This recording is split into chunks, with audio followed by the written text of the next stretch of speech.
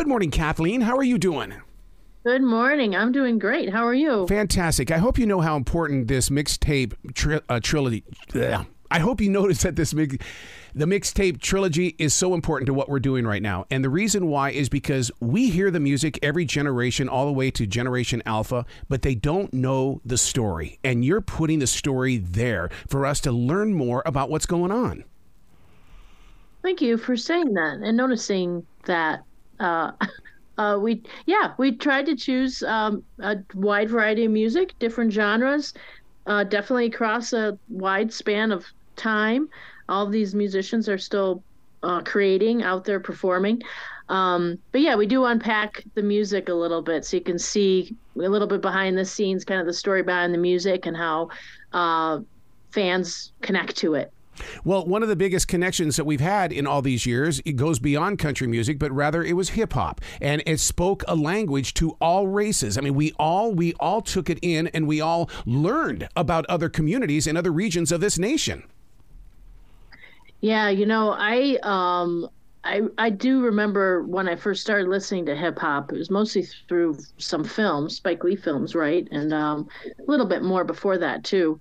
But I don't know that I appreciate so much how universal it is, how it's just spread all over the world, and all these artists are taking the form and doing their own thing with it. Until I started working on this film, I was reading about it. There's some great books about hip hop music that kind of explain the context of it in terms of, I don't know, world music history. It's such an influential art form. I love the title of it, Mixtape, because my generation especially, we understand what mixtapes are because we used our tapes to basically share our emotions with our friends. Hey, here's my mixtape. Here's what's going on. And I used to do rock and roll love letters with music and stuff. And, because if you wanted to say something special to a girl, put it on the tape. Yeah, that is so true. Because you didn't have any other language, really. I didn't have those kind of skills to try to communicate with somebody else. So a piece of music goes a long way, and it has so much emotion in it. If you really are putting together a mixtape and you're trying to make that kind of an overture for a romantic relationship, I can't think of a better way to do it than with music. I mean, that's why people fell in love listening to Frank Sinatra. Yeah. I mean, it's just, there's something in there that, the words can't express. Well, when you bring up Frank Sinatra and things like this, I mean, even these brand new movies, the opening scenes will have a Sinatra song, and I'm going, who are they trying to reach here? Everybody, and that's what's great about music. Yeah, it's so true. I know. I think about that too sometimes. Like, God, this song is like decades old, and it's still, thought of as the go-to for, like you're saying, a romantic, story. Yeah. There are so many different levels of putting Mixtape, the trilogy, together. I mean, from the research, the idea. Now we've got to go in and we've got to do post-production and then basically to sell the idea. What part of the level did you find the learning process that you found something new about you and about how to grow music forward?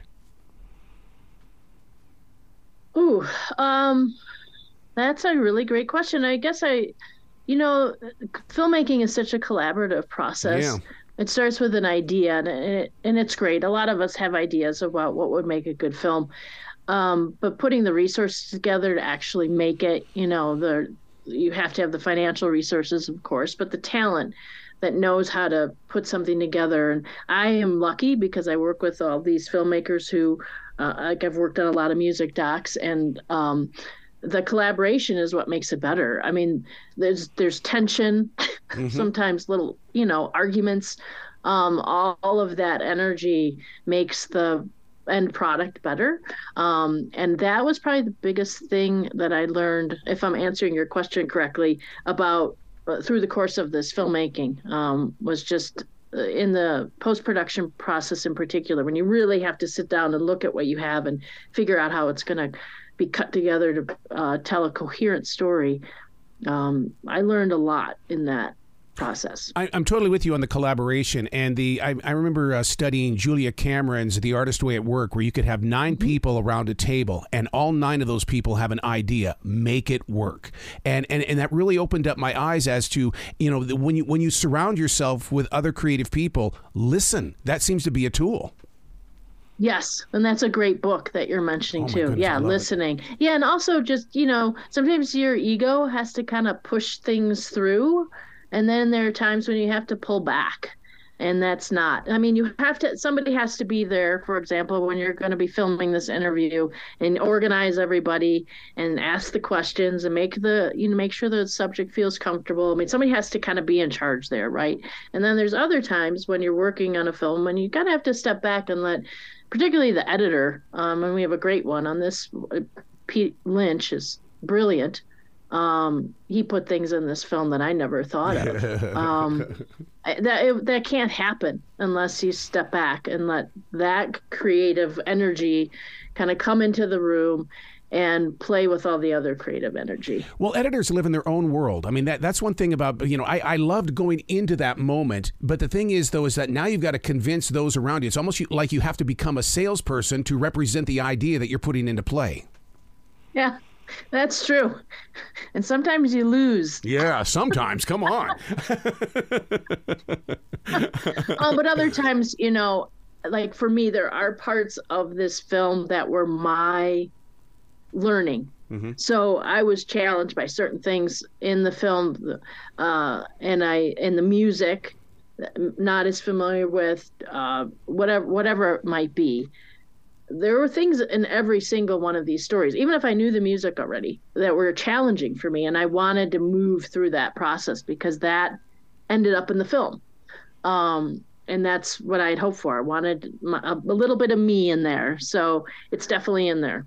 How close did you get to the music? And the reason this is a radio guy question, because radio people don't have music memories. We have memories of what studio we were in when we were playing those songs. So what about you? How close did you get to those songs? Well, each one is just kind of taken apart. Yeah. So I'd say very close. I mean, I studied literature and poetry in particular, and I like taking things apart like that. And so we just did that with the music, with the lyrics, with how certain pieces were arranged. We made it a point to look at the piece and speak to the human experience of that music, how it connects people together, what the fan is experiencing when they're listening to it, how it changed their life. But one of the ways that we did that was by kind of taking the music apart. What was the inspiration for it? Where did that lyric come from? Why did you think to use this particular instrument? How did, like in Vijay's piece, it was originally created for the sextet. So, he's got all these different kind of wheels turning. We get to see that in the film. I don't know if I don't know if I've seen anything else like what we have in our film. And I don't speak about that in an arrogant way. It's just, I just really don't think that there is. And I hope that that's true for the viewers too, that they're really getting an experience in this film that they haven't had before. Yeah. With the music. Well, yeah. What draws us in is that you actually put us in the front row. That's how I felt. It's like, wow, I'm sitting right here and I'm learning something. Oh, now I like this music even more because I've heard the story. I mean, it just keeps growing. Oh, that's really great to hear. I'm really happy to hear that. Front row. Okay. Yeah. Who doesn't want to sit in the front row? Absolutely. To do this, you had to do the interviews. But so often these creative people don't want you to know their interpretation. Did you hit that wall at all in the way of going, no, really, tell me what's going on? Well, what do you feel from it? No, it's not about me, how I felt. Where did you get this? Yeah. Well, that definitely was a consideration. Musicians, not all of them want to speak about the process because it's mysterious and kind of magical. And as there's something that can be taken away in a sense by breaking things down too much, right? And I really was trying to be careful of that. You know, if you break something down too much into all of its little pieces and parts and try to understand it, then you've kind of lost the magic of it. We didn't want to do that. We wanted to kind of hit that little balance point where there was enough of a window or a door opening into the particular piece so you could really understand where it was coming from and see where it kind of can go, but not break it down too much that you just can't enjoy the piece anymore. We want the viewer, as they're watching the film, and I hope we achieve this, to enjoy the music, because there's a lot in it. And, you know, we spent a fair amount of our resources making sure that we could have all that music in there so that the film would be filled with it for the audience. Michael Ford, you put some attention on this guy. I mean, he's got his eye and ear on the constant changes of hip hop. Yeah, I mean, he's got entire Excel spreadsheets with dozens, hundreds of every song you can think of. Yeah, he's a really interesting guy, and he's got an interesting way of approaching hip hop. When I first met him, I really didn't.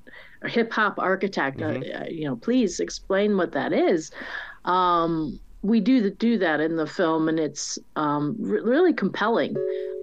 What he's doing by creating architecture camps for kids to introduce them to architecture through hip hop music. See, and I love a brilliant mind like that. It's like, a seed becomes a tree sacrifices its life, so we have a piece of paper, then we create a conversation. I mean, and I love that when they can break things down for the human imagination. Yes. We definitely needed to break it down in the film so that we understood it too as filmmakers, what he was doing. And I think we've done that. We had a lot of fun with the graphics with that to kind of illustrate all those connections he's making between architecture and hip hop.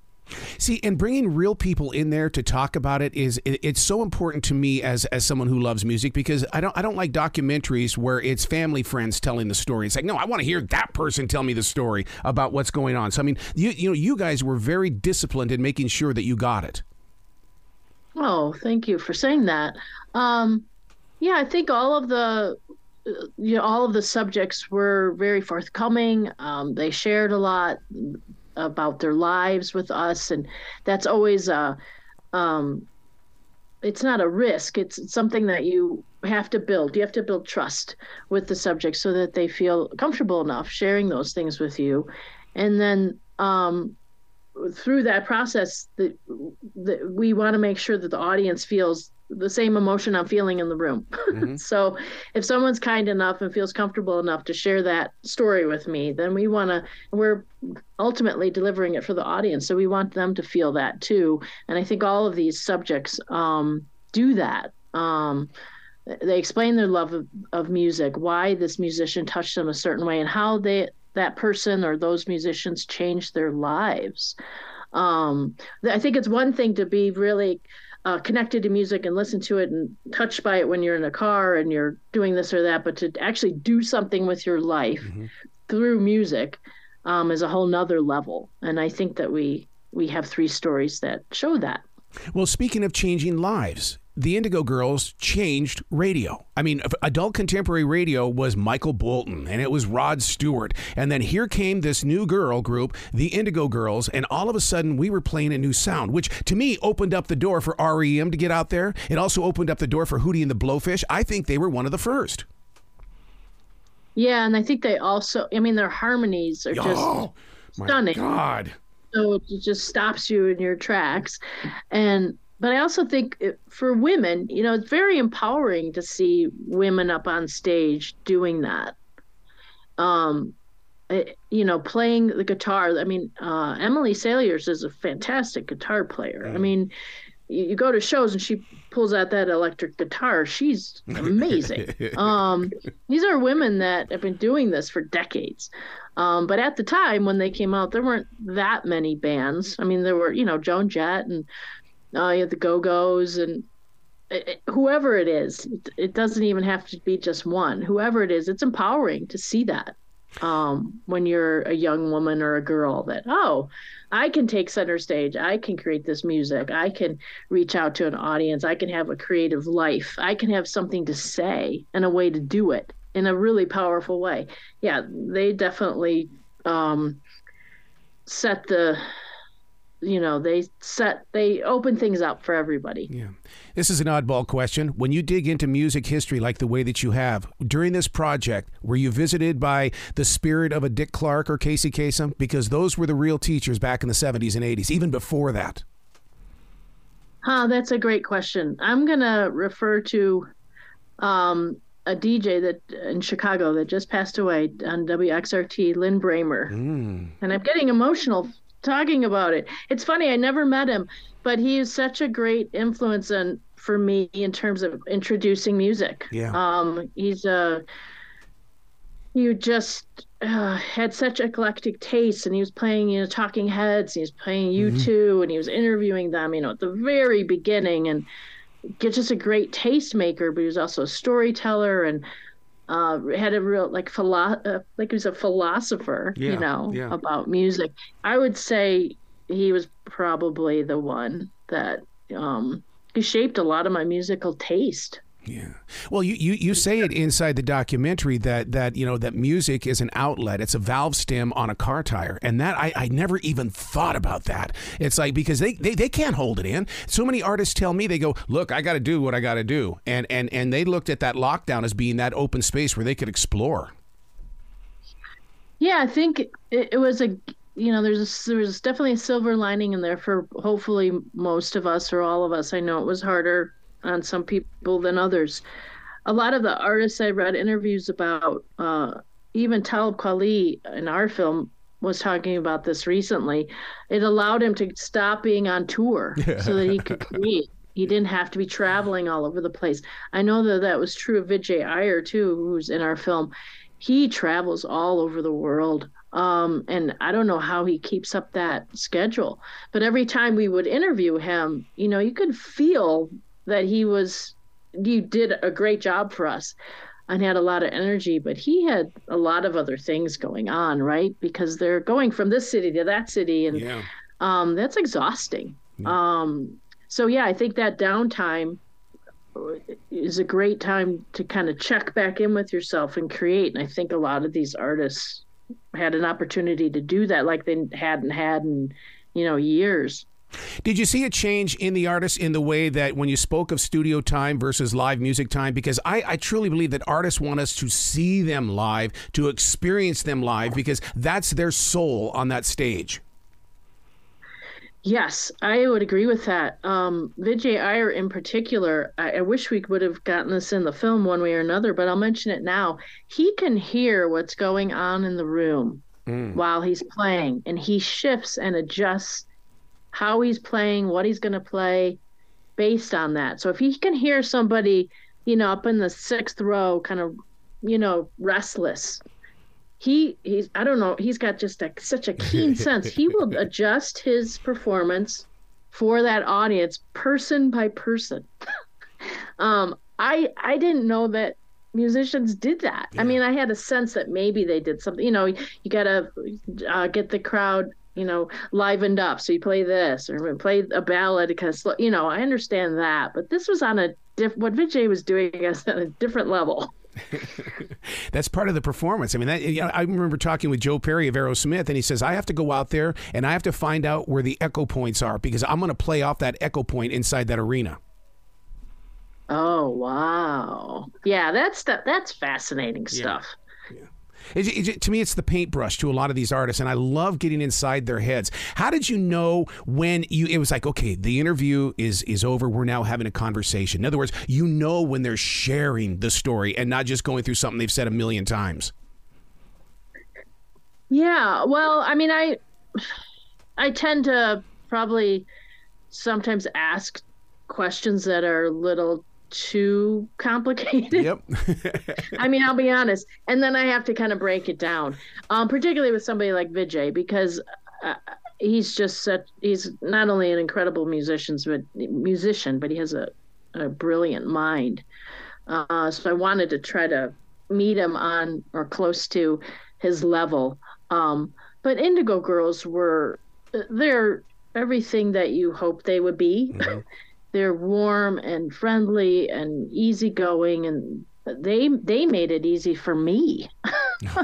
I was actually pretty nervous to interview them because I, listened to them for most of my adult life. And they put me at ease. And we also managed to find a space. It was a recording studio that was, not for professionals, but just anybody that wanted to come in. Out in San Jose area, and I think we created a space for them to feel comfortable because they felt at home. It was like gritty concrete floor with, ratty carpets and stuff, and it was a musician's working place. I think we managed to find a place for them to feel that comfortable. And I think all of the artists were very generous in their interviews and sharing their thoughts about music, what they think about their fan base, and how they try to connect with them, and the process of creating music. I think they were all very generous about that. Wow. You've got to come back to this show anytime in the future, Kathleen. The door is always going to be open for you. Oh, thank you. That's really kind. Thank you. Will you be brilliant today, okay? You have a great day, too. Thank you.